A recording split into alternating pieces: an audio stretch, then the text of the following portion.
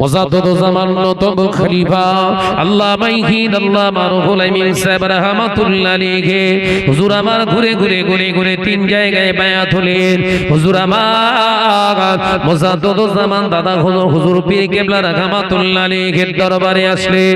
হুজুর আমার মুজাদ্দিদুজ্জামান আমির শরিয়াত আলা হযরত দাদা জান হুজুর পীর কেবলা রাহমাতুল্লাহ আলাইহি আসরের নামাজ পড়বার জন্য নামাজ আপনার ওযু বানাচ্ছেন, ওযু করছেন, আমরা যাকে ওযু করি বলি, ওযু বানাচ্ছেন মুজাদ্দিদুজ্জামান ওযু বানাচ্ছেন।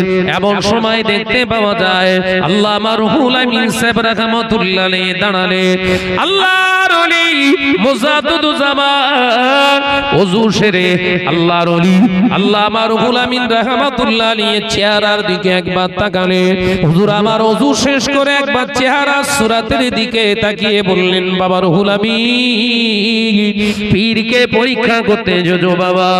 ও বসিরহাটের ছেলে টাকি নারায়ণপুর থেকে তুমি এসেছো বাবা, তুমি পীরকে পরীক্ষা করতে যোজো বাবা। পীরকে পরীক্ষা করতে গেলে আগে চোখটা ভালো করতে হয়। অন্ধ চোখে যেমন কখনো দিন দেখার সম্ভব নয়, মুর্দা চোখ নিয়ে আল্লাহর ওলি চেনা যাবে না।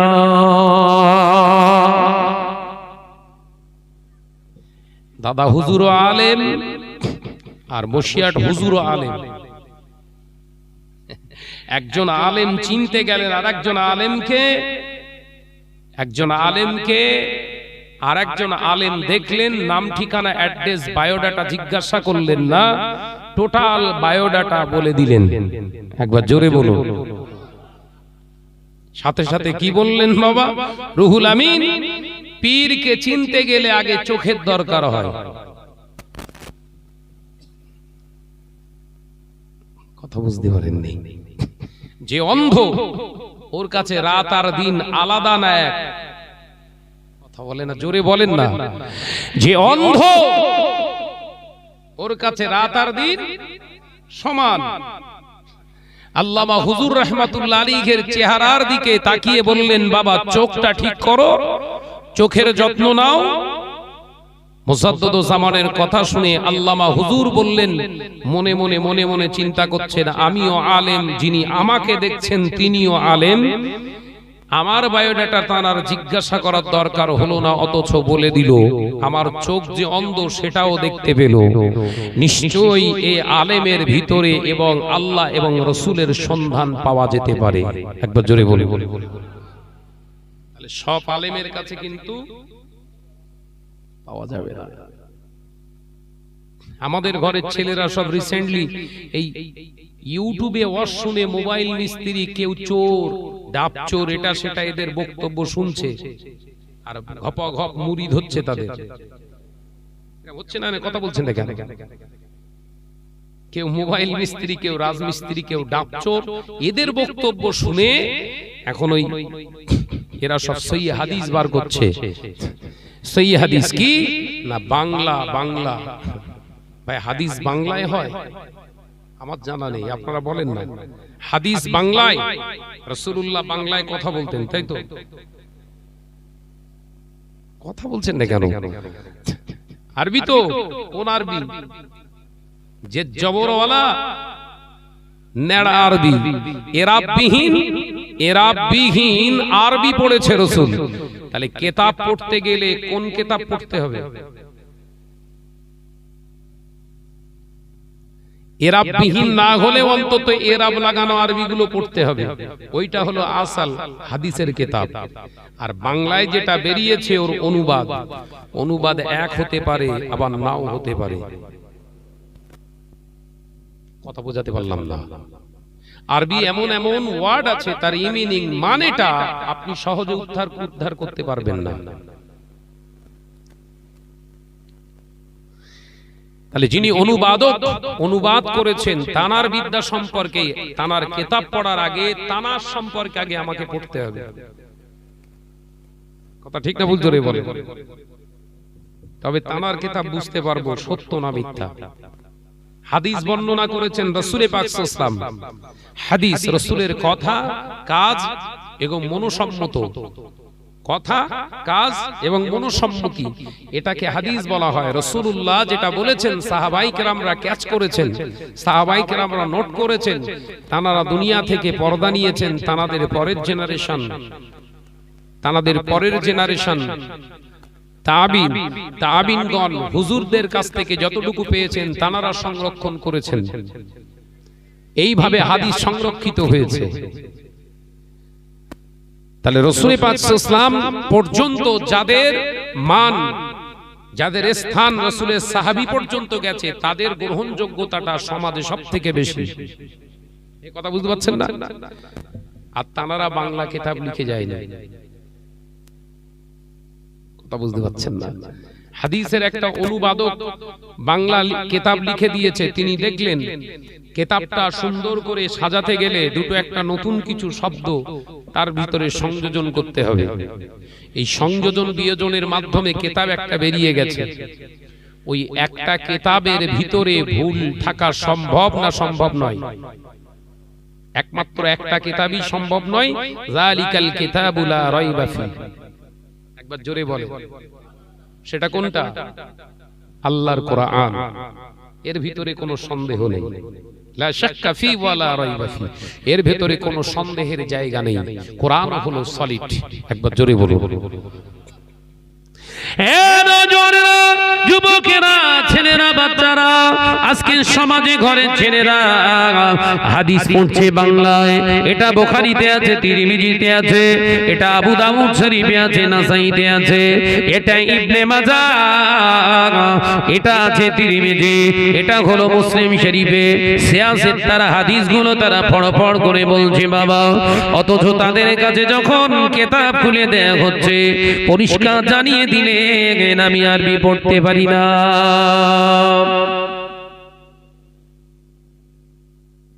যিনি আরবি পড়তে পারেন না কিন্তু হাদিস বর্ণনা করে, ওই বাংলা ব্যাখ্যা করে, তার কাছ থেকে শিক্ষা নেবেন আগে, না যিনি হাদিস পড়তে পারে এবং তার মানে বলতে পারে এবং সেই হাদিসের উপরে নিজের জীবনটা আমল করে, তার কাছ থেকে নেবেন শিক্ষা আগে? কোনটা? কথা বলছেন না? কার কাছ থেকে নেবেন? ওই বাংলা অনুবাদকের, না যিনি আরবি পড়তে পেরে তার থেকে অনুবাদ করতে পারে? যোগ্যতা কার বেশি? এখানেই ছেলেরা গুলিয়ে যাচ্ছে। ঘরের ছেলেরা এসব মাহফিলে এই বসে বসে ওয়াজ নসিহত শুনেছে, বাপ দাদারা দাদুরা সব ওয়াজ শুনে চলে গেছে। এই মাহফিলের দ্বারা তরিকার সবক নিয়ে আল্লাহ ওয়ালা হয়ে গেছে। আর ওরা পকেটে করে মোবাইল নিয়ে হাদিস নিয়ে ঘুরছে। পকেটে সব মোবাইল, ওর ভিতরেই হাদিস, সব জায়গায় নিয়ে ঘুরছে, কিন্তু এখনো আইপিএল খেলা ছাড়তে পারেনি। সমস্যা। হাকিকত তো নাকি?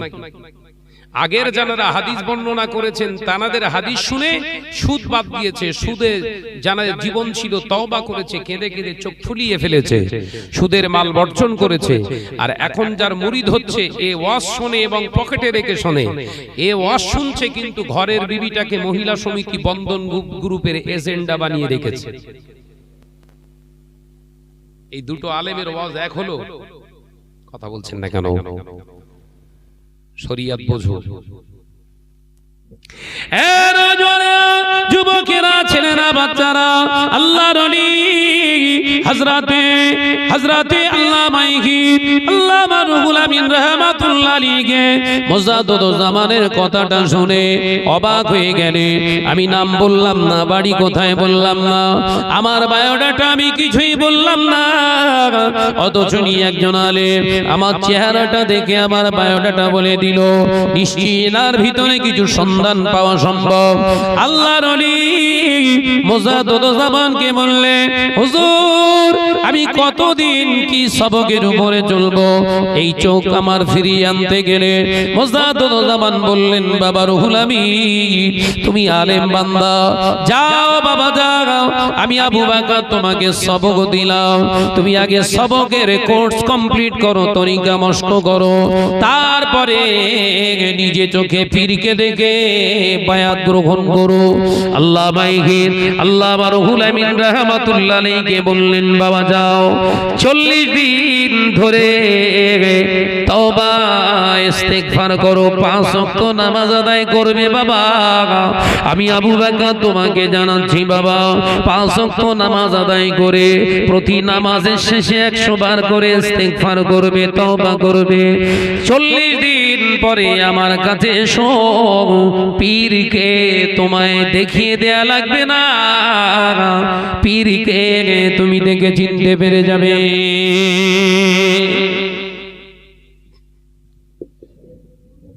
পীরকে চিনতে গেলে প্রথম ধাপ হচ্ছে প্রতিদিন 5 ওয়াক্ত নামাজের শেষে প্রত্যেক ওয়াক্তে 100 বার করে তওবা। কথা বলে না, এই আলোচনা মাথায় ঢুকছে? যে ছেলেগুলো, যে মৌলী সাহেবগুলো ফুরফুরা পীর সাহেব হুজুরদের বিরোধিতা করে, সমালোচনা করে, এরা 5 ওয়াক্ত নামাজ ঠিকঠাক পড়ে তো? কথা বলে না। এরা এই 5 ওয়াক্ত নামাজের পরে 100 বার করে ইস্তেগফার করে তো? কি গো চিনতে পারছো? হারামখোর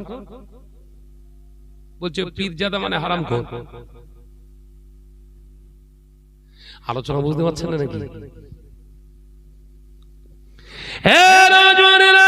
যুবকেরা, ছেলেরা, বাচ্চারা, পর্দানিশীনা মা বোনেরা, আলোচনা বুঝুন। আল্লাহ পাকের কোরআন, আল্লাহর কাছ থেকে আমরা জেনেছি, আল্লাহর কোরআন বললে ওই আলেমের সোহবতে তোমরা যাও, যে আলেমের কাছে শুধু জ্ঞান থাকবে না, কোরআন হাদিসের জ্ঞান শুধু থাকবে না, আমি আল্লাহ আমার হুকুম থাকবে, আমার হুকুমের তামিল থাকবে, আমার হাবিব থাকবে, আমার হাবিবের মহব্বত থাকবে, সুন্নাত থাকবে, যার ভিতরে আমি আল্লাহ খাউফিল্লাহ, আমার ভয় আর আমার হাবিবের মহব্বত থাকবে, সেই আলেমের কাছে তোমরা যাও, আমি আল্লাহ এবং হাবিবের সন্ধান পেয়ে যাবে। জোরে বলো সুবহানাল্লাহ, আর একটু জোরে বলো সুবহানাল্লাহ। এ নওজওয়ানেরা, যুবকেরা, ছেলেরা, বাচ্চারা, পর্দানিশীনা মা ও বোনেরা, মাছি ভাগার মুসলমানেরা, আল্লাহর ওলি মুজাদ্দিদুজ্জামান আমির শরিয়াত আলা হযরত দাদান হুজুর পীর কেবলা রাহমাতুল্লাহ আলাইহি, হুজুর যখন সবক দিলেন, হুজুরের কোন কথার না বলে 40 দিনের সবক নিলেন, প্রতিনিয়ত 500 বার করে তওবা। আল্লামা হুজুর রাহমাতুল্লাহ আলাইহি ঘরেতে চলে এলেন, একদিন যায়, দুদিন যায়, নামাজ 5 ওয়াক্ত আদায়ের পরে 500 বার করে ইস্তেগফার প্রতিদিনই পড়ছে। আল্লাহর ওলি হযরতে আল্লামা বড় মাওলানা রাহমাতুল্লাহ আলাইহি 30 দিন অতিবাহিত করে 31 দিনের মাথায় বাড়িতে থাকতে পারলেন না। 31 দিনের মাথায় দুইজনকে সঙ্গে করে নিয়ে দরবারে ফুরফা শরীফে গিয়ে হাজির হচ্ছে। হুজুর শিয়াখালা বাজারের ওইখানে গিয়ে গাড়ি থেকে নেমে, মেট্রো থেকে নেমে হুজুর পায়ের জুতা দুটা খুললেন। আল্লামা রুহুল আমিন রাহমাতুল্লাহ আলাইহি পায়ের জুতা খুলে খালি পায়ে ফুরফুরার দিকে এগোতে লাগলেন হেঁটে হেঁটে। আল্লামা হুজুরের সঙ্গে একজন, তার নাম আব্দুল ওদুদ সাহেব, মুজাদ্দিদুজ্জামান মতম খলিফা, আল্লামা রুহুল আমিন রাহমাতুল্লাহ আলাইহি বললে, ও ভাই মাওলানা রুহুল আমিন ভাই, খালি পায়ে কেন হেঁটে হেঁটে যান? জুতো কেন বগল দাবায় নিলেন? আল্লামা হুজুর রাহমাতুল্লাহ আলাইহি চোখ দিয়ে পানির টুসা গড়ায়। আল্লামা হুজুর কেঁদে কেঁদে বলেছিলেন, ও আল্লাহর বান্দা, ও ভাই আব্দুল ওদুদ সাহেব, আমি রুহুল আমিন আমার পায়ের জুতো কেন খুললাম জানেন? যে দরবারে আমি যাচ্ছি, যে দরবারে আমি আপনি যাই, ওই দরবারে শুধু আমি আপনি আসি তা নয়, দুনিয়ার মানুষ শুধু আসে তা নয়, ওই দরবারে ফুরফুরা শরীফে শাইখ রাসূলুল্লাহ রূহানি হালাতে সাহাবায়ে কেরামদের নিয়েও হাজির হয়। একবার জোরে হবে না? কোন দরবারে যাচ্ছি? যে দরবারে রাসূল পাক সাল্লাল্লাহু আলাইহি ওয়াসাল্লাম রূহানি হালাতে আসেন। সুবহানাল্লাহ বললেন না? এখানে একটা প্রশ্ন আছে, ডাব চোর, মোবাইল চোর, রাজমিস্ত্রির কথা হচ্ছে নবী মুর্দা। জোরে বলুন নাউজুবিল্লাহ। বাংলা কিতাব পড়নে वाला বক্তার ওয়াজ হচ্ছে নবী হলো মুর্দা। জোরে বললেন না নাউজুবিল্লাহ।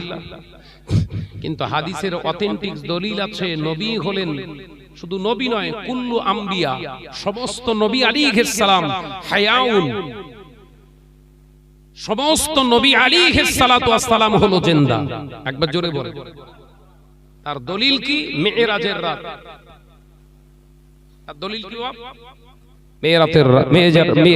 মেরাজের রাত রাসূল পাক সাল্লাল্লাহু আলাইহি ওয়াসাল্লামকে উম্মে হানির বাড়ি থেকে হযরতে জিবরাইল আলাইহিস সালাম সঙ্গে করে নিয়ে যাচ্ছেন বুরাকে সাওয়ার।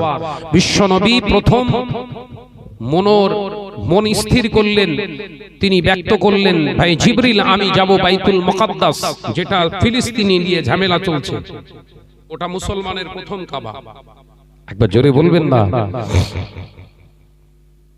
বিশ্বনবী ইচ্ছা প্রকাশ করলেন, ভাই জিবরিল আমিন আমাকে নিয়ে চলো, আমি যেতে চাই বাইতুল মুকাদ্দাসে। এই বাইতুল মুকাদ্দাসে মসজিদুল আকসাতে আমি 2 রাকাত শুকরানা নামাজ পড়তে চাই। একবার জোরে বলুন। ওরা বলছে নবী মুর্দা। দেখা যাক দলিল আছে না নাই। আল্লাহ নবী দো জানের বাদশা হাবিবুল্লাহকে, নবী জনাবে মুহাম্মদুর রাসূলুল্লাহকে সাল্লাল্লাহু আলাইহি ওয়াসাল্লাম বাইতুল মুকাদ্দাসে আগে যখন হুজুর যাচ্ছেন, আল্লাহ নবীকে জিবরাইল আলাইহিস সালাম দেখান, ইয়া রাসূলুল্লাহ হাবিবাল্লাহ উনজুরু, আপনি লক্ষ্য করুন, দেখুন মুসা আলাইহিস সালাম কবরের ভিতরে দাঁড়িয়ে দাঁড়িয়ে নামাজ আদায় করছে। আল্লাহ নবী দেখলেন মুসা আলাইহিস সালামের কবরের ভিতরে মুসা দাঁড়িয়ে দাঁড়িয়ে নামাজ আদায় করছে। একবার জোরে হবে না। নবী মুসা ইন্তেকাল করেছে না করেনি? কথা বলছে না কেন? নবী মুসা ইন্তেকাল করেছে না করেনি? কিন্তু নবী দেখছে নামাজ পড়ছে। জিন্দা না মুর্দা? তাহলে যে মৌলী সাহেবগুলো ইউটিউব খোর মৌলী সাহেব যারা বলছে নবী মুর্দা, আসলে নবীরা মুর্দা না নিজে মুর্দা? এইটা ঠিক করে না। তাহলে ওয়াজ কাটটা নেবেন কটটা নেবেন না, ওখান থেকে ক্লিয়ার হয়ে যাবে। আলোচনা বুঝতে অসুবিধা হচ্ছে না তো? একটা সাবজেক্টের উপরে আলোচনা করব নিয়ত করে ফেলেছি। আমার ঘরের ছেলেরা নষ্ট হয়ে যাচ্ছে, সিলসিলা ফুরফুরা শরীফকে বদনাম করার পরিকল্পনা চলছে। হাতের 5টা আঙ্গুল, একটা আঙ্গুলে ঘা হয়েছে, রাগ করে হাত কেটে ফেলবেন? কথা বলছেন না কেন? একটা আম গাছে 6টা ডাল ছিল, একটা ডাল শুকিয়ে গেছে, গাছ কেটে ফেলবেন? ঘরের ছেলেরা সেটাই তো করছে। দরবারে ফুরফুরা শরীফের কোন পীরজাদা ভাইজান, কোন পীর সাহেব যদি শরিয়ত বিরোধী কার্যকলাপ করে থাকে, তামাকে এড়িয়ে চলুন। ফুরফুরা উড়িয়ে দিচ্ছেন কেন? বলছেন কেন পীরের দরবারে যাওয়া যাবে না? কোন বুদ্ধিতে বললেন, কোন বিদ্যায় বললেন, ওইটা আমার সামনে আনতে হবে।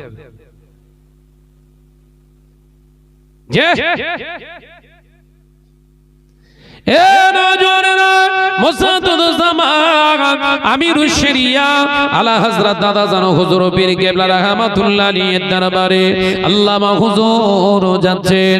হুজুর এখানে বললেন, এখানে আল্লাহ ওয়ালা আল্লাহর মাহবুব বান্দা শুধু নয়, স্বয়ং রাসূলুল্লাহ রুহানি হালাতে সাহাবায়ে কেরামদের নিয়ে এখানে হাজির হন।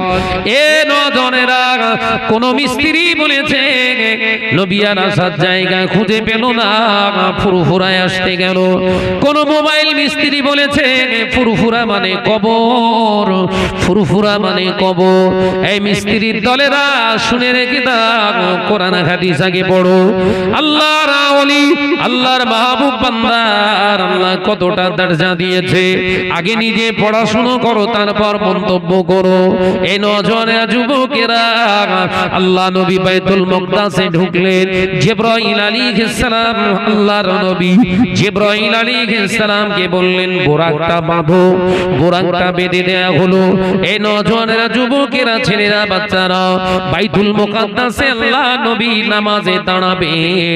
হঠাৎ এক সময় হঠাৎ দেখতে পাওয়া যায় জিবরাইল আলাইহিস সালাম কে আল্লাহ আওয়াজ দিয়ে বলে দিলেন, এ আমার জিবরিল আমিন, এ আমার রুহুল আমিন, আমার হাবিবকে নামাজে নিয়ত করতে নিষেধ করো। আমার হাবিব নামাজ যেন এখন না শুরু করে। আমি চাই আজকে আমার হাবিব নামাজ একা শুধু আদায় করবে না, আমার সৃষ্টি থেকে যত নবী আমার নবীর আগ মুহূর্ত পর্যন্ত আমি পাঠিয়েছি 1,00,000 মতান্তরে 2,23,999 জন নবীকে আমি আল্লাহ আমার হাবিবের মুসল্লি বানাতে চাই। একবার জোরে হবে না? নবীকে বলা হয় ইমামুল মুরসালিন। জোরে বলবেন না? জোরে হলো না? ইমামুল মুরসালিন মানে ইমামুল আম্বিয়া, মানে ওই সমস্ত নবী, নবীর পিছনে নবী আলাইহিস সালামেরা মুক্তাদি হয়েছিলেন। একবার জোরে বলে। প্রশ্ন, মিস্ত্রি সাহেবরা আপনারা বলুন, নবী আদম আলাইহিস সালাম তো কবে দুনিয়ার শুরুতে তিনি কবেই তো তিনি ইন্তেকাল করেছেন। নবী শীশ আলাইহিস সালাম কবে ইন্তেকাল করেছেন? নবী নূহ আলাইহিস সালাম কবে ইন্তেকাল করেছেন? নবী হযরত ইউনূস কবে ইন্তেকাল করেছেন? আল্লাহ বলছেন সমস্ত নবী আজকে নামাজ পড়বে মুসল্লি হয়ে, আর ইমাম হবেন আমার হাবিবুল্লাহ। একবার জোরে বলে। মোবাইল মিস্ত্রি তখন ঘোরাচ্ছে, রাজমিস্ত্রি তখন ঘোরাচ্ছে, হ্যাঁ ওটা হতে পারে, আল্লাহ চাইলে সব হতে পারে। মোবাইল মিস্ত্রির উত্তর দেখেন, কথা বলছেন না? আল্লাহ চেয়েছে ওটা নবীর জন্য খাস হতে পারে, আল্লাহ চেয়েছে হয়েছে। আরে মিয়া, আমিও তো তাই বলছি, আউলিয়ায়ে কেরামদের সঙ্গে সম্পর্ক যদি ভালো রাখে রাসূলুল্লাহর সঙ্গে, আল্লাহ চাইলে তার হাবিবকেও ফুরফুরায় পাঠাতে পারে। একবার জোরে বলুন। আদম আলাইহিস সালাম মনে করলেন আমি হলাম আদম সাফিউল্লাহ। নূহ আলাইহিস সালাম মনে করলেন আমি নূহ আলাইহিস সালাতু ওয়াস সালাম আল্লাহর সবথেকে মাহবুব। ইব্রাহিম আলাইহিস সালাম মনে করছেন আমি আল্লাহর সবথেকে মাহবুব। হযরতে মূসা মনে করছেন আমি আল্লাহর সবথেকে বড় মাহবুব, আমাকে হয়তো আজকে ইমামতির জায়গায় দাঁড় করাতে পারে। সমস্ত নবী আলাইহিস সালাম মনে করছেন। যুবকেরা, ছেলেরা, বাচ্চারা, পর্দানিশীরা, মা বোনেরা, আল্লাহর ফেরেশতা জিবরাইল আলাইহিস সালাম দাঁড়িয়ে রইলেন। আল্লাহ পাক আল্লাহ তাআলা হুকুম করলেন, হাবিব, আমার হাবিব, ওরে জিবরিল আমিন বলো আমার হাবিবকে এগিয়ে যাও, আমার হাবিব যেন ইমাম হয়ে যায়, আর সমস্ত নবী আলাইহিস সালাম যেন মুসল্লি হয়ে যায়।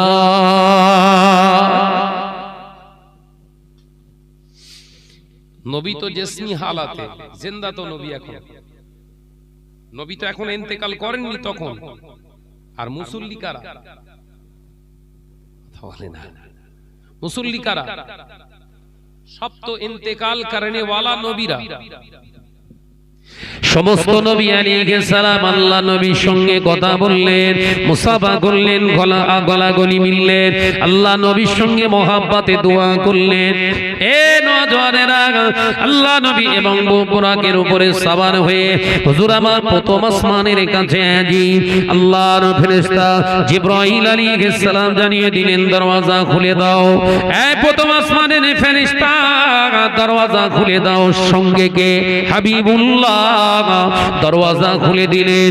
আল্লাহ নবী দরওয়াজা প্রথম আসমানের খোলা পেলেন। প্রথম আসমানের উপরে উঠে গিয়ে আল্লাহ নবী দেখছেন আর দয়ার নবী রাহমাতাল লিল আলামিনের চোখে পড়ল এক্ষুনি যে নবী আদম আদি পিতা নামাজ আদায় করে আমার জন্য দোয়া চাইলেন, ওই নবী আদম প্রথম আসমানে অবস্থান করছে। জমিন থেকে প্রথম আসমানের দূরত্ব হচ্ছে 500 বছরের রাস্তা। কত বছর? 500 বছরের রাস্তা। জমিন থেকে প্রথম আসমানের শেষ পর্যন্ত যেতে গেলে 500 বছর লাগবে। নিচে নামাজ পড়লেন, উপরে যে বসে আছে। মিস্ত্রি ভাইরা এবার কি বলবেন? মদিনা শরীফ থেকে ফুরফুরার দূরত্ব হলো 6820-30 কিলোমিটারের দূরত্ব। কথা বোঝে না। ফুরফুরা থেকে মদিনা শরীফের দূরত্ব 9000 কিলোমিটার ধরে নেন 10000 কিলোমিটার। আদম আলাইহিস সালাম গিয়েছে ক বছর দূরে? কথা বোঝা যায় না তো। আদম আলাইহিস সালাম নবীর পিছনে নামাজ পড়ে এক চান্সে উঠে বসে আছে কোথায়? 500 বছর অতিক্রম করে সেখানে। ও আদম আলাইহিস সালাম তিনি পারলেন 500 বছরের রাস্তাটা এক চটকে সেখানে গিয়ে বসে থাকতে, নবী পারবেন না ফুরফুরে আসতে। তুই ইহুদিদের দালাল না তো কে হবে দালাল? কথা বলছেন না কেন? তোর মতো ওই মোবাইল মিস্ত্রি রাজমিস্ত্রির মুখ থেকেই বের হবে নবী মুর্দা, আমাদের জবান দিয়ে বেরোবে না। আলোচনা বুঝতে পারছেন না? এখন এদের যারা পাগল হয়েছে এরা কারা?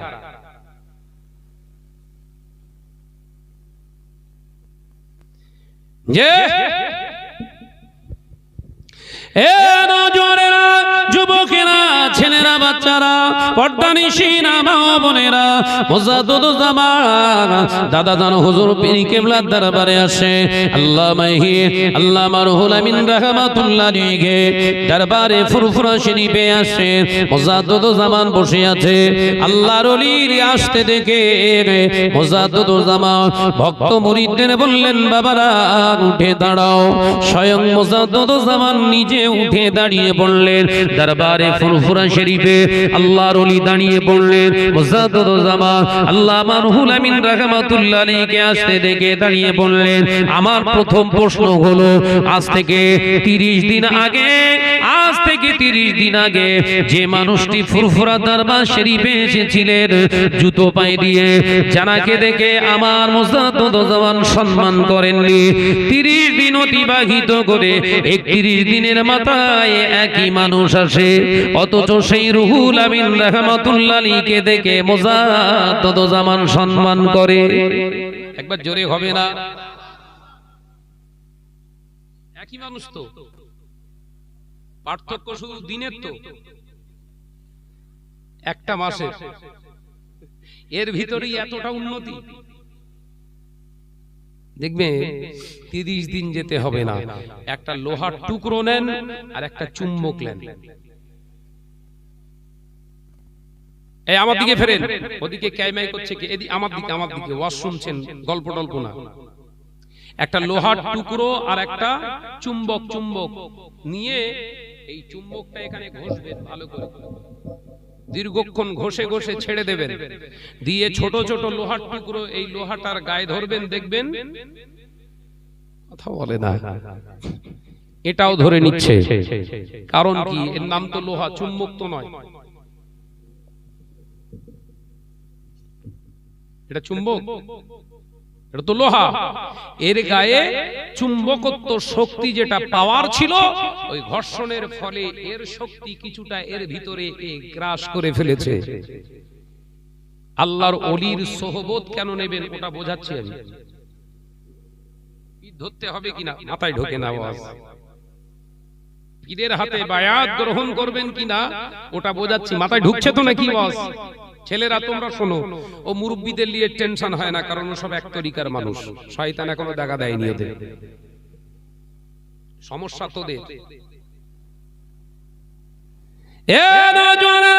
যুবকেরা, ছেলেরা, বাচ্চারা, মুজাদ্দুদুজ্জামান আমিরুশ শরিয়া আলা হযরত দাদাজান হুজুর পীর কিবলার দরবারে একদিন এসেছিলেন।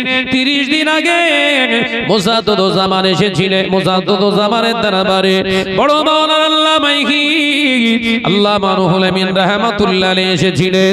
মুজাদ্দুদুজ্জামান একটা তরিকা সবক দিলেন, বাবাটাকে ঘষো, তওবা সবক, ইস্তেগফারের সবক দিয়ে দিলেন, ঘষতে থাকো। 30 দিন ঘষেছে, ইস্তেগফার করে করে ঘষে ঘষে ঘষে ঘষে পীরের দেওয়া সবকটা নিজের জীবনের সঙ্গে ঘষে ঘষে ঘষে ঘষে এমন ভাবে নিজের ভিতরে চূর্ণগত তৈরি হলো। আসার কথা ছিল 40 দিন পরে, এখন 30 দিন পরে, 30 দিনের মাথায় দরবারে ফুরফুরা শরীফ এসেছে। মুজাদ্দুদুজ্জামান দেখে বললেন, বাবা উঠে পড়ো। মুজাদ্দুদুজ্জামানের ওঠা দেখে আল্লামা রুহুল আমিন রাহমাতুল্লাহ আলাইহি থমকে দাঁড়িয়ে গেলেন। মুজাদ্দুদুজ্জামান মুচকি হেসে বলেছিলেন, ও বসিরহাটের বড় মাওলানা বাবা রুহুল আমিন, দাঁড়িও না বাবা, চলে এসো, চলে এসো। আল্লাহর ওলি পীরের কথা মেনে চলে আসলেন দরবারে।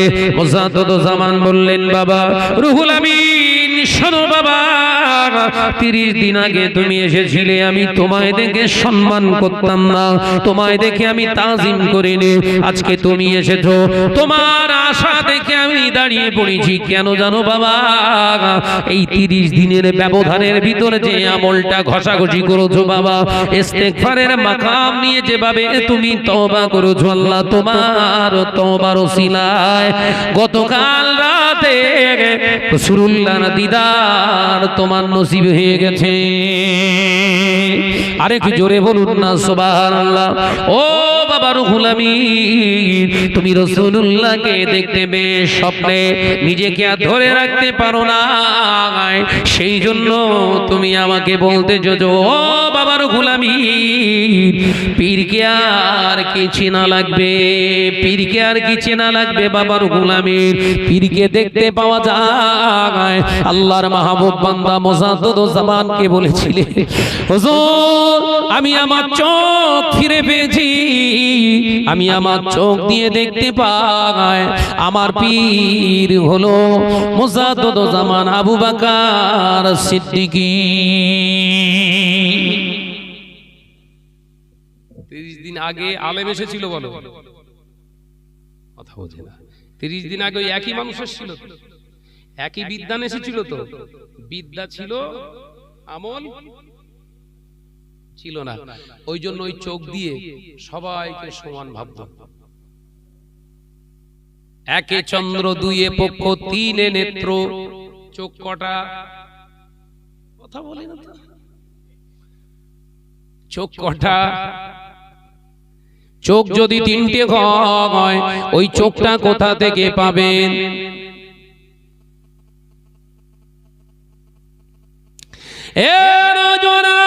ওই চোখটা পাবে, ওই চোখটা পাবে দুনিয়ার জমিনের এই জাহিরি চোখ নয়, ওটাকে অন্তরের চোখ বলা হয়। ওই অন্তরের চক্ষু খুলে দেয় আমলের মাধ্যমে। দুনিয়া জমিনে ইলম সঞ্চয় করেছো, বিরাট আলেম হয়েছো, আমল না করার কারণে, মিথ্যা কথা বলার কারণে, চগলখুরি করার কারণে, ফিতনা ফাসাদ করার কারণে, মসজিদ ভেঙে ভেঙে টুকরো বানানোর কারণে, মাদ্রাসা ভেঙে ভেঙে টুকরো করার কারণে ভিতরে চক্ষু তো রসতলে গিয়েছে। ওরে আলেম, আগে চোখটা ফিরে পা, তবে ওলি হবার স্বপ্ন দেখিস। তুই মুহাদ্দিস হয়ে কি করবি? ভিতরে চোখ আছে? এ নওজোয়ানেরা, যুবকেরা, ছেলেরা, বাচ্চারা, পর্দানিশিরা, মা ও বোনেরা, মুজাদ্দিদুজ্জামান দাদা হুজুর পীর কেবলা রাহমাতুল্লাহ আলাইহি বাংলার জমিনে প্রায় ২৫০০-এর মতো তিনি মাদ্রাসা বানিয়েছিলেন, আপনার এমনি করে মসজিদ বানিয়েছিলেন। যেখানে মসজিদ ছিল না সেইখানে মসজিদ বানিয়েছেন। মসজিদের টাকা যখন তিনি কালেকশন করেছিলেন, সঙ্গে সঙ্গে কালেকশনের আগে বলে দিতেন, বাবারা আমার আল্লাহ হলো পাক, মসজিদও হবে পাক, যে অর্থটা দান করবে সেটা যেন হারাম না হয়, হারাম হলো না পাক। জোরে হবে না? আমরা এরকম কালেকশন করে মসজিদ টসজিদ করি। মসজিদের বাক্সে বড় করে লেখা রয়েছে মুক্ত হস্তে দান করুন, মুক্ত হস্তে। কথা বলে না। মুক্ত মানে কি? খোলা, খোলা। কথা বুঝতে পারছেন না? খোলা হাতে দান করো, তার মানে হাতে যা থাকবে সব ঢালোতে। সুদ করে যাচ্ছিল, ওর মনটাও চাইলো 2 টাকা দিয়ে দিল। কথা বলে না। মসজিদের বাক্সর গায়ে যদি লেখা থাকতো আসসালামু আলাইকুম ব্রাদানি ইসলাম, আপনার মুক্ত হস্তে হালাল অর্থ আল্লাহর ঘরের জন্য দান করুন। একটা বাক্সে দেখাতে পারবে? কথা বলছেন কি সর্বনেশেরা। ওই রকম ব্যানার লিখতে গেলে ইমানের দরকার হয়, আর সেই ইমান তো নেই। দরকার তো শুধু টাকা। কথা বলে না কেন? শাহনাজ খুলে খুলে বলে বলে এ শত্রু চতুর্দিকে। আলহামদুলিল্লাহ, শত্রু যত বাড়বে ইমানদারের ইমান তত মজবুত হবে। একবার জোরে বলে। কথা বুঝাচ্ছেন না? শত্রু যত বাড়বে ইমানদারের মজবুত তত বেশি হবে।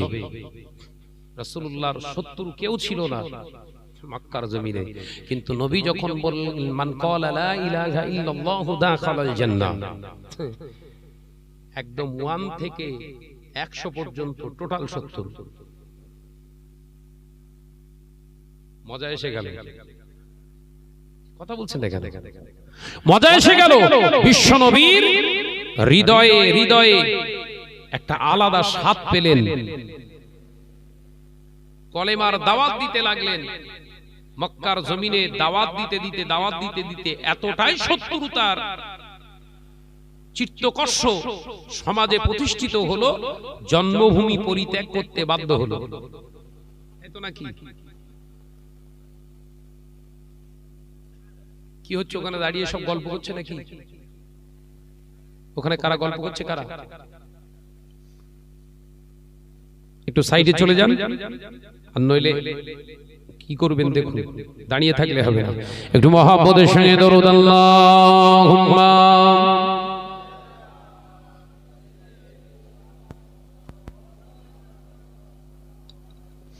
ওয়া আলা আলি।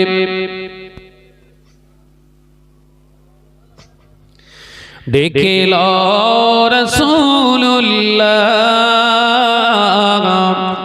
রোজা পাকের কিনারে, আমি সইতে পারি না বিরহ ব্যথা, ধন্য করো দিদারে। আল্লাহুম্মা সাল্লি আলা। দরুদ শরীফ কমে গেছে, লোক ভর্তি হয়ে গেছে, দরুদ শরীফ কমে গেছে, আওয়াজ প্রাণ খুলে পড়ি।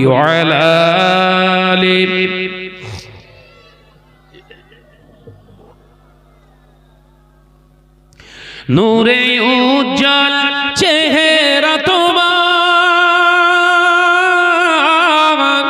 দেখে মন যে ভরে যায়, তোমার ওই গুনবাজে খাজরা দেখে ঈমানও বেড়ে যায়। জোরে হলো না? নারে তাকবীর। ডেকে লো রাসূলুল্লাহ রোজা পাকের কিনারে, আমি সইতে পারি না বিরহ ব্যথা, ধন্য করো দিদারে। আল্লাহুম্মা সাল্লি আলা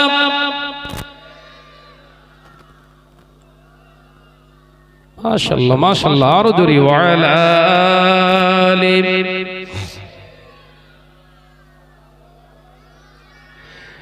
মদিনার ওই আকাশ মদিনার ওই বাতাস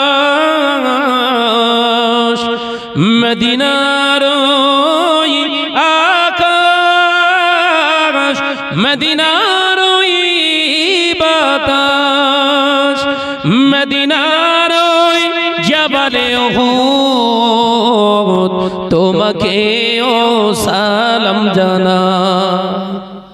জোরে হবে না নারে তাকবীর ডেকে লো রাসূলুল্লাহ রওজা পাকের কিনারে। আমি সইতে পারি না বিরহ ব্যথা, ধন্য করো দিদারে। আল্লাহুম্মা সাল্লি আলা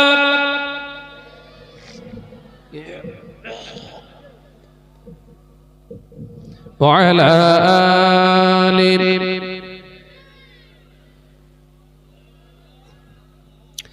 ও নজনেরা, আমি আলোচনা বোঝাতে চেয়েছিলাম আল্লাহর মাহবুব বান্দা হতে গেলে শুধু নামাজ পড়লে হবে না, রোজা করলে হবে না, শুধু যাকাত দিলে হবে না, টাকা থাকলে হজ করলে শুধু হবে না। আল্লাহ ওয়ালা হতে গেলে আল্লাহ ওয়ালার সোহবত আপনাকে নিতে হবে।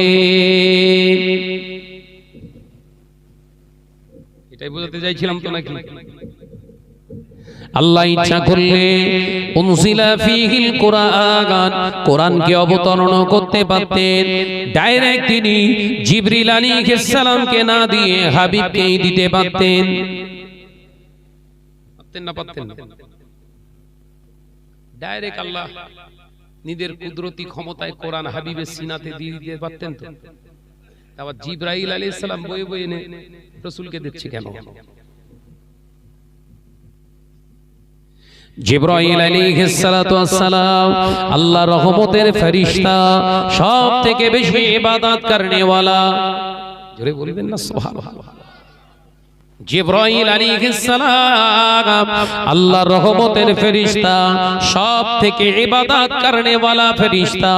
সেই ফেরেশতাদের দ্বারাই নবীকে কোরআন অবতরণ করিয়ে দিলেন। হাবিব আপনি পড়ুন, ইকরা আপনি পড়ুন, আপনি পড়ুন বিসমি রাব্বিকাল্লাযী খলাক। আমার আল্লাহ তাআলা হাবিব বললেন লা ইকরা, আমি পড়তে পারি না, আমি পড়তে পারি না। আল্লাহ পাক বললেন হাবিব পড়তে পারে না। এ জিবরিল আমিন, তুমি এক কাজ করো, তোমার সিনাতে আমার হাবিবের পবিত্র সিনাটা একবার চেপে ধরো। দেখেছেন চুম্বকের সঙ্গে কথা বোঝে না, চুম্বকের সঙ্গে দরকার হয়ে যায়নি, বলছে পীর দরকার নেই। এবার আল্লাহ আল্লাহ চাইলে হয় না? হয় না? আল্লাহ চাইলে তো ইচ্ছা করলে ডাইরেক্ট কোরআন শরীফ রাসূলুল্লাহ সিনা দিতে পারতেন। এই মাঝখানে আবার জিবরাইল আলাইহিস সালামকে জড়ালেন কেন? এর উত্তরটা ওই ওদের কাছ থেকে লেবেল। কথা বুঝাচ্ছেন না? এমনি জিবরাইল আলাইহিস সালাম এসে বলে দিতে পারতেন তো আপনি পড়ুন, ইয়া মুহাম্মদ ইবনে আব্দুল্লাহ আপনি পড়ুন ইকরা বিসমি রাব্বিকাল্লাযী খলাক। একবার বললেন, উত্তরে কি বললেন? লা ইকরা, আমি পড়তে পারবো না, আমি পড়তে জানি না। আপনি পড়ুন। আবারও বললেন আমি পড়তে পারবো না, আমি পড়তে জানি না। এই পড়তে জানি না, পড়তে পারবো না, দুটোর ব্যাখ্যা এসেছে, জন্য দুটো একসঙ্গে বলছি। এক শ্রেণীর আলেমরা বলেন নবী মূর্খ, জোরে বলুন নাউজুবিল্লাহ। ওই জন্য দুটো একসঙ্গে বলছি। নবীকে মূর্খ বলা যাবে? কথা বলছেন না কেন? যারা বলছে ওরা মূর্খ না নবী? যারা বলছে এরাই মূর্খ। দ্বিতীয়বার বললেন পড়তে পারি না। জিবরাইল আলাইহিস সালামকে আল্লাহ হুকুম করলেন, এই জিবরিল আমিন দেরি করছো কেন? কি করব আল্লাহ? আমার হাবিবের সিনা মুবারক তোমার সিনা মুবারকের সঙ্গে চেপে ধরো। একবার জোরে বলেন। ঘর্ষণ চলছে না চলে না? তুমি এমনি ভালো হবে, ওই বাংলা কিতাব পড়ে পড়ে হুজুর হবে নাকি? 16 বছর ধরে আমরা ঘষলুম, মাদ্রাসার চৌকাট ঘষি ঘষি পেছনে কালো দাগ হয়ে যাওয়ার খাপ হয়ে গেল। মাদ্রাসায় গিয়ে গিয়ে ফতোয়া দিতে পারলুম না, আর তুমি চটি কিতাব পড়ে ফতোয়া মেরতেছো। তোমার ঘষা টষার দরকার নেই। কথা বলে না। আমার আলোচনা মাথায় ঢুকছে? লজিক্যালি ফিজিক্যালি দুটো একসঙ্গে দিচ্ছে, অসুবিধা হবে না।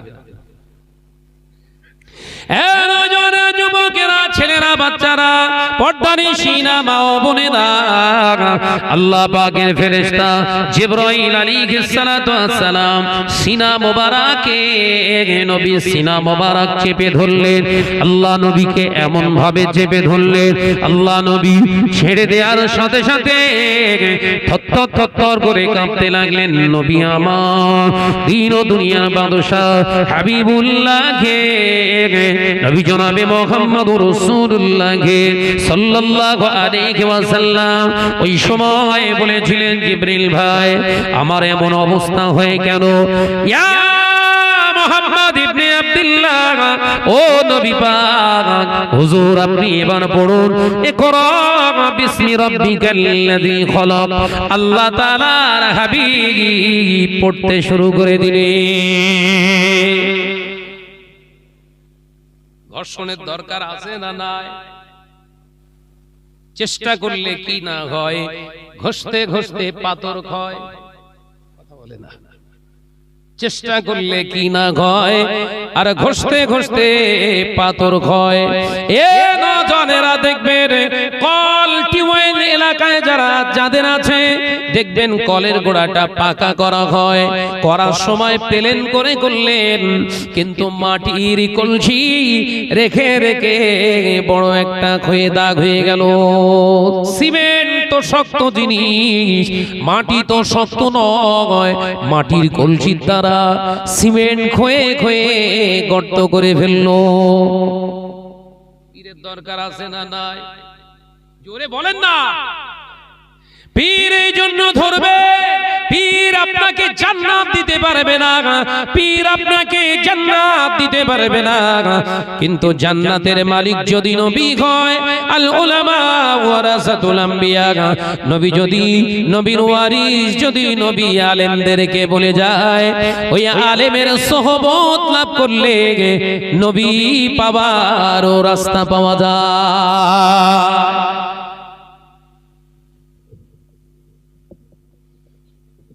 যাবার দরকার আছে না নাই? এ নজওয়ানেরা, যুবকেরা, ছেলেরা, বাচ্চারা, পর্দানিশিনা মা ও বোনেরা, আলোচনা বধুর আল্লাহ নবী তো যাদের বাদশা হাবিবুল্লাহ নবী জনাবে মুহাম্মদুর রাসূলুল্লাহ সাল্লাল্লাহু আলাইহি ওয়াসাল্লাম নবী আমার পাক জবানে জানিয়ে দিলেন, ও আমার সাহাবীরা, এমন একটা দিন আসবে কিয়ামতের পূর্বে 70টা আলামত বহিঃপ্রকাশ হবে, সিম্পটম। ওই একটি 70টার ভিতরে একটি হলো জাহেলে মুরাক্কাবেরা, বড় বড় জাহেলেরা হবে শরীয়তের আমির। কিয়ামতের পূর্বে 70টা আলামত বহিঃপ্রকাশ হবে, নবী তার ভিতরে একটা বললেন কি? জাহেল অজ্ঞ, এরা শরীয়ত চালাবে।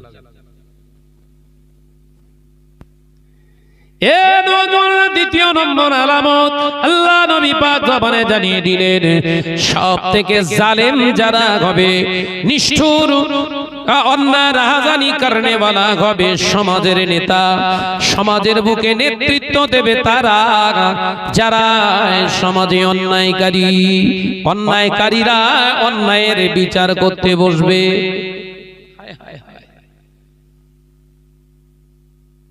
সিমটম গুলো এসছে বলে বলে না, হ্যাঁ সিমটম গুলো দেখা যাচ্ছে লাগে।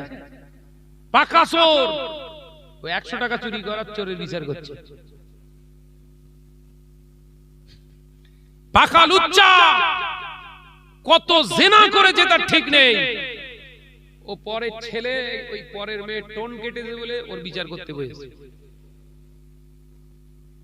আপনাদের মাসি ভাঙা এলাকায় এসব নেই, সব ভালো আছে না, এরা সব জানে না।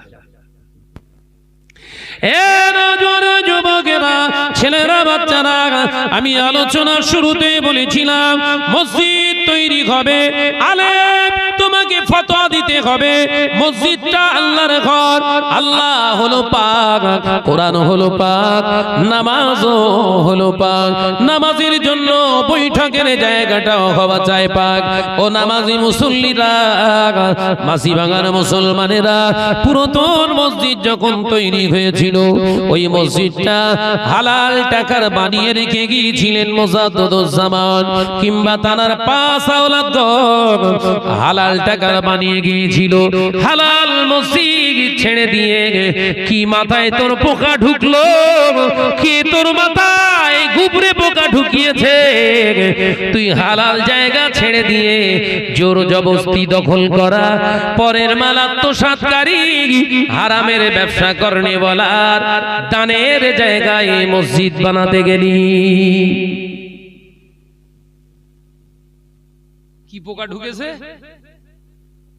এমনি পোকা ঢুকলে তো বাস্তব গুয়ের পোকা, গুবরে পোকা। হ্যাঁ, পুরাতন মসজিদে নামাজ পড়ে নামাজি মুসল্লিরা মরণের সময়, অনেক সময় দাদা মারা গেল, চাচা মারা গেল, মরণের সময় কলেমা নসিব হয়ে গেল, কলেমা পড়তে পারে না, ইমাম সাহেব এসে বুকের উপরে হাত রেখে, সিনাতে হাত রেখে সূরা ইয়াসিন, সূরা রহমান তেলাওয়াত করেছে। সূরা ইয়াসিন, সূরা রহমান তা তেলাওয়াত শুনতে শুনতে দুনিয়া ছেড়ে দিল। আর তুই মসজিদ এমন বানালি, কলেমা পড়া তো দূরের কথা, গল্প করতে করতে তোর মিনি স্ট্রোকে তোর জানটা চলে গেল, কলেমা নসিবই হলো না। কি মরণ হচ্ছে সব? কথা বলছেন না কেন? কথা বলতে বলতে বসে চেয়ারই মরে পড়ে রয়েছে। আর আগের মরণ হতো কিরকম? ঠিক আছে, আগে আগে কিরকম মরণ হতো? মরণের পার্থক্য হয়েছে না হয়নি? কথা বলছেন না কেন? টেনশনে রয়েছেন নাকি? আর হবে নি, ও বক্তা আছে, কথা বুঝতে পারেন। শেষে তাহিরি হুজুর আছে যে আগেকার মরণগুলো কত সুন্দর ছিল গো। কথা ঠিক না ভুল জোরে বলে? হ্যাঁ, দাদু অসুস্থ, দাদিমা অসুস্থ, চাচা অসুস্থ, চাচি অসুস্থ, হঠাৎ করে আসরের নামাজ পড়ে বাড়িতে এসেছে, বললাম আমার বুকে একটু যন্ত্রণা হচ্ছে জানো, আমি একটু শুয়ে। সঙ্গে সঙ্গে বিবি বলল তুমি আমার জানুর উপরে মাথা রাখো দিন। জানুর উপরে চাচার মাথাটা রেখে চাচি বুকের উপরে হাত বোলাচ্ছে, চাচা বিড় করে কলেমা পড়তে পড়তে ঘুমিয়ে পড়েছে। এরকম হয়েছে না হয়নি? জোরে বলে। কলেমা পড়ানো লাগেনি। আর এখন এমন টাকাওয়ালা, এমন বড় ইমানদার, পড়তেছে আর মরতেছে, পড়ার সময় নেই। কথা বুঝতে পারছেন না? আল্লাহ বলছে তোর হারাম হালাল দেখার সময় নেই, তো তোর আর সময় থাকে কলেমা পড়া? পড়বি আর মরবি। কথা বুঝতে পারছেন না? অর্থাৎ সব পরিবর্তন এসেছে যখন, মরণেরও সিস্টেমের পরিবর্তন আল্লাহ তো আনবেই। মৃত্যুর স্বাদ গ্রহণ সবাই করে, জিহাদের ময়দানে জিহাদ করেও মরছে, দুনিয়া থেকে চলে যাচ্ছে, তাদের মৃত্যুটা। আর আজকের সমাজে জিহাদ হচ্ছে কিন্তু ইসলামের জন্য নয়, এরাও মরছে। দুটো মরণের পার্থক্য নেই? সাহাবায়ে কেরামদের বড় বড় স্মারক, বড় বড় ট্যাটু করে যায়নি, লিখে দিতে পারেনি পিলারে অমুক সাহাবী ইন্তেকাল, আপনার শহীদ হয়ে গেছে, কিন্তু তাদের ট্যাটু ছাড়াই তাদের কবরগুলো জিয়ারাতের জন্য মানুষ লক্ষ লক্ষ টাকা খরচ করে যে সেখানে গিয়ে কাঁদছে। আর তুই এমন মরা মরিছিস গুলি খেয়ে কিংবা কোপানির ঘা খেয়ে মরলি, তোরও নাম শহীদ রেখেছে, কিন্তু মানুষের মুখে নি, তোর ওই দেয়ালে লিখতে হয়েছে, কারণ মানুষের মনে নেই। দুটোই শহীদ। রাসূল বললেন এমন একটা দিন আসবে, কিতাবুল ফিতনের ভিতরে হাদিস থেকে বলছি, নবী বললেন যিনি মারবেন তিনিও জাহান্নামী, আর যিনি মরবেন তিনিও জাহান্নামী। আর বিশ্ব নবীর সময় যিনি মেরেছেন তিনি জাহান্নামী, আর যিনি মরেছেন তিনি জান্নাতি। একবার জোরে বলুন, একবার জোরে হবে না? পার্থক্য দেখেছেন? পার্থক্য বুঝতে পারেন? নবীর সময় সাহাবায়ে কেরামরা যাদের মেরেছে তারা জাহান্নামে গেছে, যারা মেরেছিল খুনিরা জান্নাতি হয়ে গেছে। দুনিয়ার ভাষায় যে জিহাদের ময়দানে কতল করেছে, যিনি কাতিল, এনার সম্পর্কে আল্লাহ আয়াত নাযিল করলেন, তুমি জান্নাতের সার্টিফিকেট পেলে, জান্নাতে যাবে। যিনি চলে গেলেন আবু জেহেলের দলেরা সব জাহান্নামে গেল। আর এখন মুসলমানের মারছে, দুটোরই সার্টিফিকেট রাসূলুল্লাহ দিলেন, দুটোই জাহান্নাম। পার্থক্য কোথায়?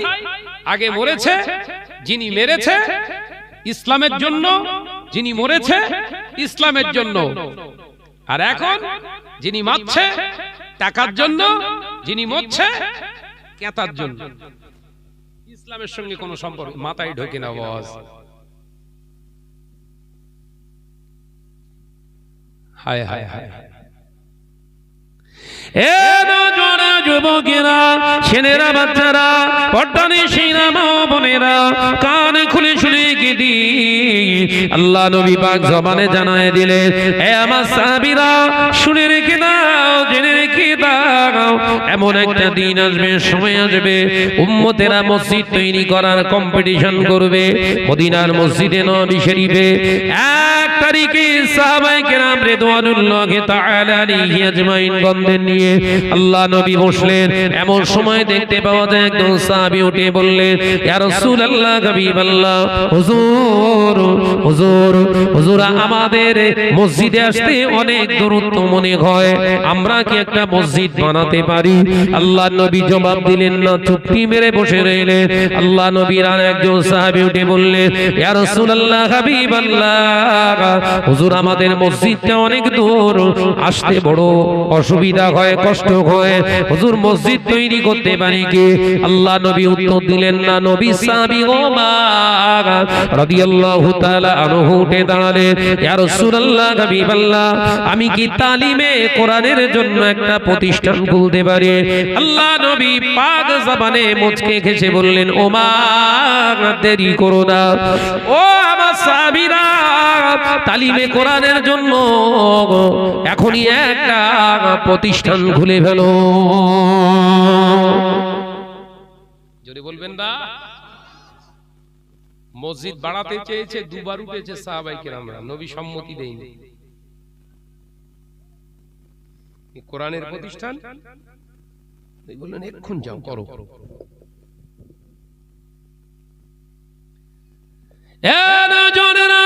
আল্লাহ নবী এটাই বোঝাতে চাইলেন, উম্মাত যত মসজিদ বাড়াবে, উম্মাত যত মসজিদ তৈরি করতে ব্যস্ত হয়ে যাবে, উম্মাতের ভিতর থেকে খোদার ভয় উঠে যাবে, আল্লাহর ভয় উঠে গিয়ে মসজিদ তৈরি করায় মেতে গিয়ে মুসলমানের হালাল হারামের জ্ঞান থাকবে না, মুসলমান ফিতনা ফাসাদে জড়াবে, মুসলমান নিজেকে জাহির করতে মারপিটও করতে পারে। ওই জন্য নবী বললেন, এক মসজিদের ভিতরে তোমরা নামাজ আদায় করো, যার সঙ্গে শত্রুতা থাক, যার সঙ্গে ঝগড়া ঝামেলা হোক, ওই এক মসজিদের কাতারে যখন দাঁড়িয়ে নামাজ আদায় করবে, হয়তো এই সারিবদ্ধ কাতারের নামাজের ওসিলায় আমার আল্লাহ বিবাদটা মিটিয়ে দেবে।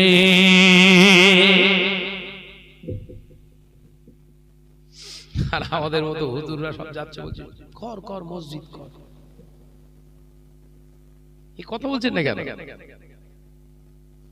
আগে কি সুন্দর একটা মাঝি হয়, একটা ঈদগাহ ছিল না, এই এক জায়গায় নামাজ পড়তেন তো নাকি? এখন সব জায়গায় ঈদগাহ।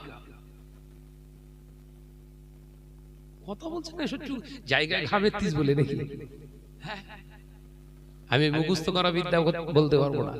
একটা রাসূলুল্লাহর হাদিস, পাক জবানের হাদিসকে যদি বোঝাতে না পারি, আমার স্টেজ ওঠার দরকার নেই। একটা হাদিস পাক যদি আপনাদের না বোঝাতে পারি, ওটা 2 ঘন্টা যাক আমার, কিন্তু হাদিসটার জ্ঞান যেন আপনার ভিতরে ঢোকে। কথা বুঝতে পারছেন না?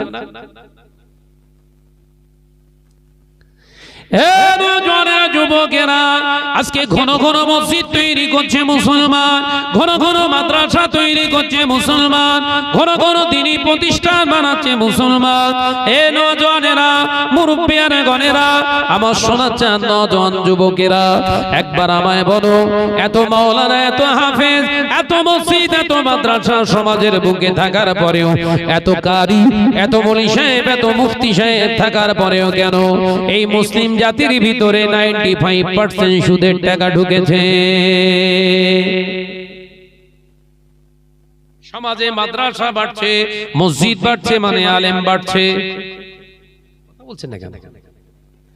আগে এই এলাকায়, কাশীপুর থানা এলাকায় খোঁজ করলে হয়তো 4-5টা আলেম পাওয়া যেত কিনা, একটা থানার ভিতরে 5-7টা হাফেজ পাওয়া যেত কিনা। এখন খোঁজ নিয়ে দেখুন, গ্রামে গ্রামে আলেম অথবা হাফেজ পাওয়া যায়। বলছেন না কেন?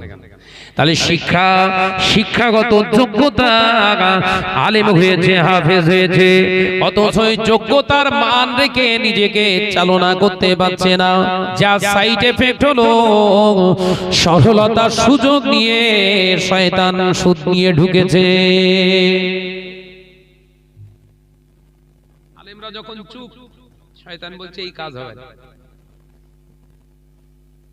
কথা বুঝতে পারছেন না? আমার নবী মক্কার জমিনে যখন সুদের রমরমা বাজার, আমার নবী সমাজের বুকে যখন লটারির বাজার, সমাজের বুকে যখন জেনা ব্যভিচারের বাজার, সমাজের বুকে যখন রাখাজানির বাজার, সমাজের বুকে যখন মেরে নেওয়া, কেড়ে নেওয়ার বাজার, নারীর যখন কোনো মর্যাদা নাই, আল্লাহর নবী ওই সমাজে আন্দোলন করে করে, ওই সমাজে আন্দোলন করে করে, ওই সমাজে আন্দোলন করে করে গোটা নাপাক সমাজটাকে পবিত্র শুধু বানালেন না, যে মক্কার জমিনকে কেউ চিনত না, জানতো না, যে মদিনার জমিনকে কেউ চিনত না, জানতো না, দয়ার নবীর আন্দোলনের চক্করে আল্লাহ পাক 2টি শহরকে পবিত্র বানিয়ে দিলেন। আরেক জোরে হবে না, আরেক জোরে হবে না। এ নওজওয়ানেরা, যুবকেরা, ওই নবী বললেন, আল উলামা ওয়ারাসাতুল আম্বিয়া, আলেম সমাজ হলো, আলেমেরাই হলো আমি নবীর উত্তরসূরি। ইন্নাল উলামা ওয়ারাসাতুল আম্বিয়া, নিশ্চয় আলেম সম্প্রদায় হলো, আলেম সমাজ হলো আমি নবীর উত্তরসূরি। আলেম, তুমি কি কেন জানো না? তুমি কি জানো না? নবী আন্দোলন করে করে মদ, জিনা, ব্যভিচার গোটা সমাজ থেকে নির্মূল করেছে। তুমি আলেম হয়েছো, তুমি হাফেজ হয়েছো, সমাজে তোমার প্রতিবেশী, তোমার ভাই, তোমার এলাকার মানুষগুলো হারামের দ্বারস্থ হয়েছে, কেন তুমি তাদের বিরুদ্ধে কথা বলো না? সুদখোরগুলো তোমার বন্ধু, জেনাখোরগুলো তোমার কাছের মানুষ, লটারিখোরের সঙ্গে মুসাফা, এলাকায় মেরে নেওয়া, কেড়ে নেওয়া মানুষগুলো তোমার ছত্রছায়ায়। হে আলেম, কিয়ামতের দিন মহাময়দানে আল্লাহর সামনে নিজেকে আলেম কি করে পরিচয় দেবে? নবী যারা ছিল শত্রু, সব তারাই হচ্ছে তোর বন্ধু। বলছে না কেন? আল উলামা ওয়ারাসাতুল আম্বিয়া, নবী বললেন আলেম সম্প্রদায় হলো আমি নবী, আমার উত্তরসূরি, আমার কাজগুলো এরা করবে। সুদখোর, জেনাখোর, লটারিখোর, মেরে নেওয়া, কেড়ে নেওয়া, তাসখোর, জেনাখোর, এরাই ছিল তো রাসূলুল্লাহর শত্রু। কথা বলছেন কি জ্বালা, বলে সব চুপ করেছেন কেন? এরাই তো রাসূলুল্লাহর বিরুদ্ধে দাঁড়িয়েছিল। আমি যদি নিজেকে আল উলামা ওয়ারাসাতুল আম্বিয়া বলে দাবি করি, আমার এরা এন্টি হবে না সপক্ষে সাপোর্টার হবে?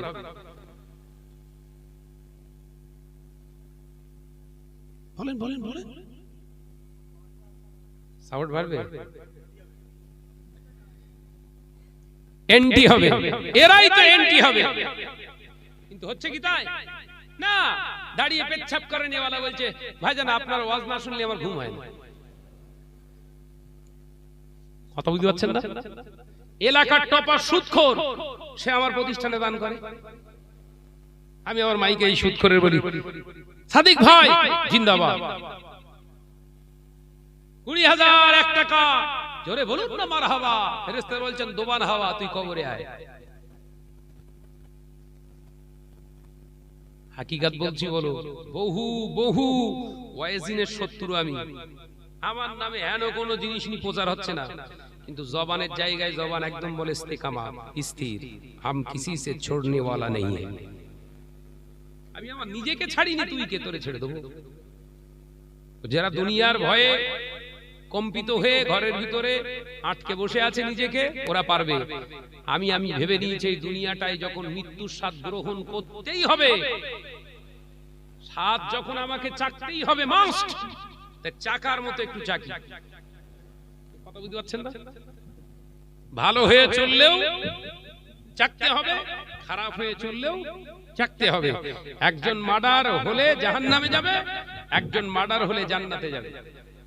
জান্নাতে যাওয়াই ভালো, দুটোই তো মার্ডার, শাহাদাত বরণ করেছে। একটু বললাম তো আগে নাকি, জিহাদের ময়দানে জিহাদ করেছে, কাফেররা হারামখোররা মেরেছে, রাসূলুল্লাহ বললেন আমার জান্নাতের পাখি। একবার জোরে বলুন, একবার জোরে হবে না? জান্নাতের শাহাদাতের সরদার, একবার জোরে বলেন। আবার একজন মেরেছে, কতল হয়ে গেছে, বলছে ও জাহান্নামে চলে গেছে। সাহাবী, ওকে মার্ডার করার জন্য ইসলামের মুজাহিদ হিসাবে আল্লাহ তোমাকে কবুল করেছে। একবার জোরে বললেন না? যিনি আপনার মার্ডার করে দিয়েছিল, জিহাদের ময়দানে কতল করেছিল, এই কাতেলটা সম্পর্কে রাসূলুল্লাহ বললেন না তুমি জাহান্নামে যাবে, অথচ রাসূল বললেন কোন পৃথিবীর কোন মুসলমান বিনা কারণে শরীয়তের বিনা স্বার্থে যদি কাউকে গালি দেয়, খারাপ উক্তি করে, কাল কিয়ামতের দিনে নতুন কোন পাপের দরকার নেই, পাপের ওসিলায় তাকে জাহান্নামে দেওয়া হবে।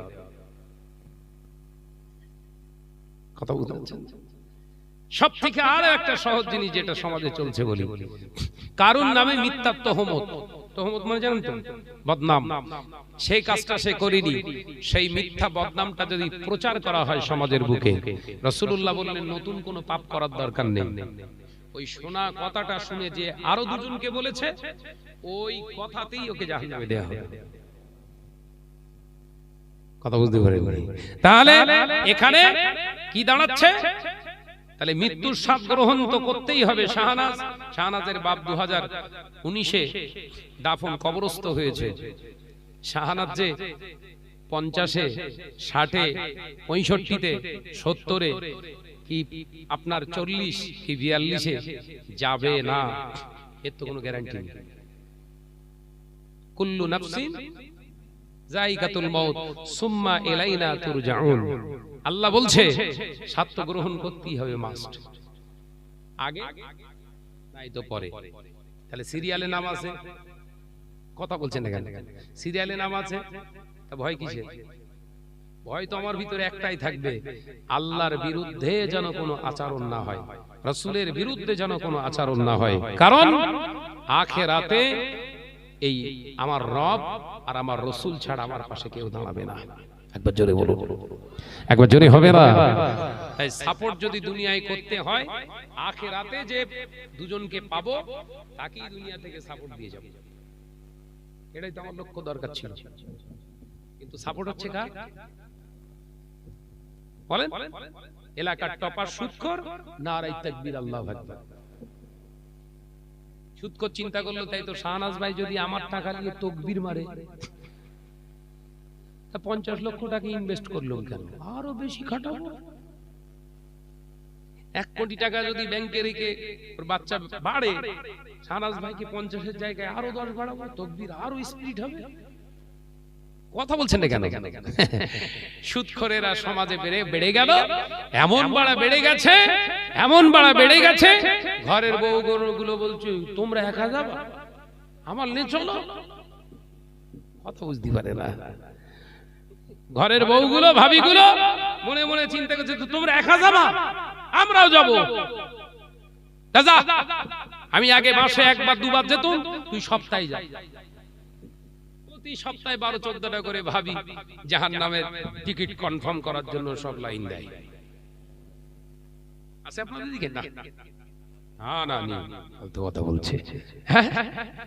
জি ভাইরা, আমার নওজওয়ানেরা, যুবকেরা, ছেলেরা, বাচ্চারা, পর্দানিশীরা, মা ও বোনেরা, মাসিবাগার মুসলমানেরা, কান খুলে শুনে রেখে দেন। আল্লাহ পাক ওই জন্য কোরআনে জানিয়ে দিলেন, ইয়া আইয়ুহাল্লাযীনা আমানু, হে আমার বিশ্বাসী সম্প্রদায় বান্দারা, আমি আল্লাহ পাক জানিয়ে দিলাম, আতিউল্লাহ আতিউর রাসূল, আমি আল্লাহ আমার হুকুমের ইতাআত কর, আতিউর রাসূল, আমার হাবিবের ইত্তিবা তোরা কর, ওয়াউলিল আমরি মিনকুম, ওই সমস্ত আলেমদের, ওই সমস্ত আলেমে দ্বীনের সোহবত তোরা লাভ কর, যে আলেমের শুধু ইলমিয়াতের জন্য নয়, তাদের আমলিয়াতের জায়গা থেকে তোদেরকে শিক্ষা দিতে পারবে আমি আল্লাহ বারে জবানদি কিভাবে করতে হয়, আমার হাবিবকে কিভাবে পেতে হয়, সেই রাস্তা পৃথিবীর অন্য কারোর কাছ থেকে পাবি না। ওয়াউলিল আমরি মিনকুম, ওই সমস্ত আলেমে দ্বীনের কাছে পাবি। এ নওজওয়ানরা, ফুরফুরার পীর আবু বকরকে আমরা কেন মানি? মুজাদ্দিদুজ্জামানকে আমরা কেন মানি? বশির আল্লামাইহি আল্লামা রুহুল আমিন রাহমাতুল্লাহ আলাইহিকে কেন আমরা মানি? আল্লাহর মাহবুব বান্দা মাজরায়ে পীর সাহেব হুজুর কিবলা রাহমাতুল্লাহ আলাইহিকে কেন আমরা মান্যতা দেই? আমরা কেন বসিরহাটের দরবারে যাই? আমরা কেন চাঁদপুরি রাহমাতুল্লাহ আলাইহি, গোলাম রাসূল চাঁদপুরি রাহমাতুল্লাহ আলাইহির দরবারে যায়? আমরা কেন পানিগোবরা খাবে সাহেব হুজুর কিবলা রাহমাতুল্লাহ আলাইহির দরবারে যায়? এ নওজওয়ানেরা, এই মানুষগুলোর দিকে খেয়াল করলে দেখা যায় ওদের বিবি ছিল, ছেলেপিলা ছিল, সংসার ছিল, ব্যবসা বাণিজ্য কাজ কারবার ছিল, দুনিয়াদারি করেছে। দুনিয়াদারি এমন ভাবে তারা করেছে, দুনিয়া তাদেরকে খেতে পারে না, দুনিয়াকে তারা খেয়ে এমন ভাবে দুনিয়া থেকে চলে গিয়েছে।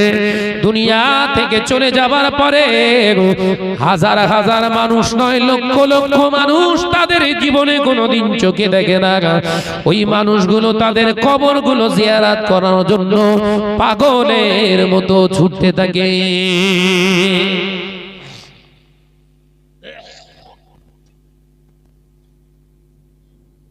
ওই জন্য পীর শব্দটা হচ্ছে ফার্সি শব্দ। পীর শব্দটা ফার্সি শব্দ। এই ফার্সি পীর শব্দটা ফার্সি, এর মানেটা হচ্ছে বাংলা বয়োবৃদ্ধ, বয়সে বৃদ্ধ, বয়োজ্যেষ্ঠ, মুরব্বী যাকে বলা হয়। আর শরিয়াতের ইসতিলাহি মানে হলো জ্ঞানে বৃদ্ধ এবং আমলে বৃদ্ধ। একবার জোরে হবে না? জোরে বলতে পারেন না? যেমন বয়ে বৃদ্ধ, জ্ঞানে বৃদ্ধ, আমলে বৃদ্ধ মানে শাহনাজ আলেম হয়েছে, টাইটেল পাস, সার্টিফিকেট দেখাতে চাইলে, দেখতে চাইলে দেখাবে, আছে। কিন্তু এই টাইটেল পাস করে আমলের জায়গায় সেই টাইটেল পর্যন্ত নেই, পীর মানা যাবে না, এর পথ অনুসরণ করা যাবে না। কথা বুঝতে পারছেন না? এনার হাতে বায়াত হওয়া যাবে না। কার হাতে বায়াত হতে হবে? ওই টাইটেলের সার্টিফিকেট আছে যার, আর ওই টাইটেল পর্যন্ত যত শিক্ষা গ্রহণ করেছে তার উপরে নিজের জীবনটাকে ইস্তিকামাত, দৃঢ়তার সঙ্গে আমলের দৃষ্টিতে রেখেছে। একবার জোরে বলুন, একবার জোরে হবে না? এই মানুষটার সোহবতে গেলে আপনি আল্লাহ এবং রসুলকে পাওয়ার রাস্তা দেখতে পাবেন। সেই জন্য পীরের হাতে হাত দিতে হবে। একবার জোরে বলুন। আরো একটা কথা বাংলায় উদাহরণ দিয়ে যায়। মায়ের কোলে ছিলেন, মার কাছ থেকে শিক্ষা পেয়েছিলেন। মায়ের শিক্ষা কি?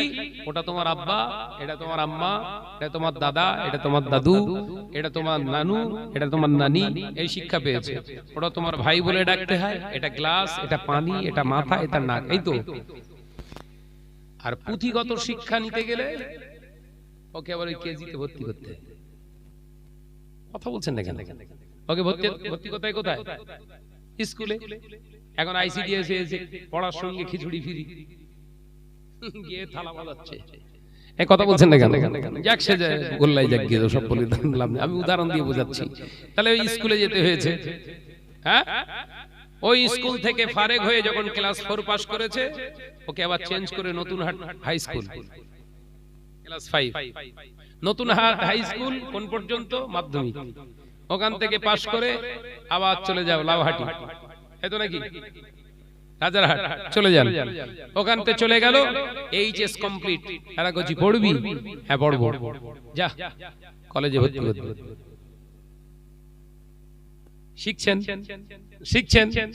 এই শিক্ষা অর্জনের জন্য এটা যেমন ওস্তাদের দরকার হয়, আর শরিয়াতের তরিকার রাস্তা দেখতে গেলে যে শিক্ষকটাকে তুমি শিক্ষক বলে মানবেন, ওটাকেই ফারসিতে পীর বলা হয়। একবার জোরে বলুন। এবার শিক্ষক তো যে কোনো শিক্ষক হলে হবে না, উসুল আছে, তরিকা আছে, সেই উসুল অনুযায়ী সেই শিক্ষকের হাতে তোমাকে বায়াত গ্রহণ করতে হবে। আল্লাহ বললেন যে শিক্ষকের ভিতরে আমি আল্লাহর ভয় পাওয়া যায়, যে শিক্ষকের ভিতরে আমার রাসূলুল্লাহর মহব্বত পাওয়া যায়, যে শিক্ষকের ভিতরে আদর্শ পাওয়া যায়, যে শিক্ষকের ভিতরে ন্যায় পরায়ণ জিন্দেগি তৈরি করার রাস্তা খুঁজে পাওয়া যায়, ওই শিক্ষকের বায়াত গ্রহণ করলে আমি আমার হাবিবকে তোদের পাওয়া সহজ হয়ে যাবে। একবার জোরে হবে না? তাহলে শিক্ষকের দরকার আছে না নেই? ওই যে পীর ধরতে হবে না, আমি স্ত্রী ধরবি। আল্লাহ আমাদের বোঝার তৌফিক দেন, বলুন আমিন। এই বিরাট লম্বা সাবজেক্ট, এই এর উপরে আলোচনা করতে গেলে প্রায় 5-6 ঘন্টা আমি আলোচনা করব ইনশাআল্লাহ। পীর তত্ত্ব, সুফি তত্ত্ব, এর উপরে যদি আলোচনা করতে বলেন অনলি 4, শুধু দলিল আদাল্লাহ দিয়ে আল্লাহ চাইলে 5 থেকে 6 ঘন্টা এক মজলিসে আমি আলোচনা করে যাব। কারণ পীরের সোহবতে থাকা মানুষ আমি। এর আসল মজা যারা পেয়েছে তারা এই রাস্তার বিরোধিতা জীবনে তো করতে পারবে না, বরঞ্চ জীবনের অন্তিম মুহূর্ত পর্যন্ত পীরের রেখে যাওয়া আদর্শেই তারা স্থির হয়ে জীবন চালাবে। একবার জোরে বলুন সুবহানাল্লাহ, একবার জোরে বলুন সুবহানাল্লাহ। আল্লাহ আমাদের সকলকে বোঝার তৌফিক দেন, বলুন আমিন। মহাপদের সঙ্গে জিকির করে লা ইলাহা ইল্লাল্লাহ, জোরে জোরে লা ইলাহা ইল্লাল্লাহ। কটা বাজলো?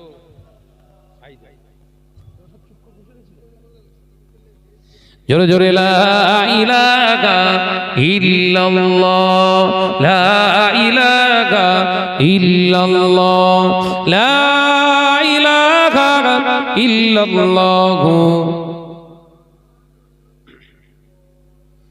আমার সোনার চাঁদ মানিকের আলোচনা করতে শেষে মেঘে মেঘে বেলা হয়ে গেছে, ঘড়ির দিকে খেয়াল করিনি, সে একটা বেরিয়ে গেছে। বলো সত্যি আমি বুঝতে পারিনি, এত জার্নি হওয়ার পরেও। সে আমি বেরিয়েছি হায়দ্রাবাদ থেকে, ধরেন 9:30 বাজে, তখন 4 ঘন্টা গাড়িতে সাওয়ার হয়ে এয়ারপোর্টে আসলাম। সেখানে আবার 2 ঘন্টা 2.5 ঘন্টা লেট। সেখান থেকে এসে মাগরিব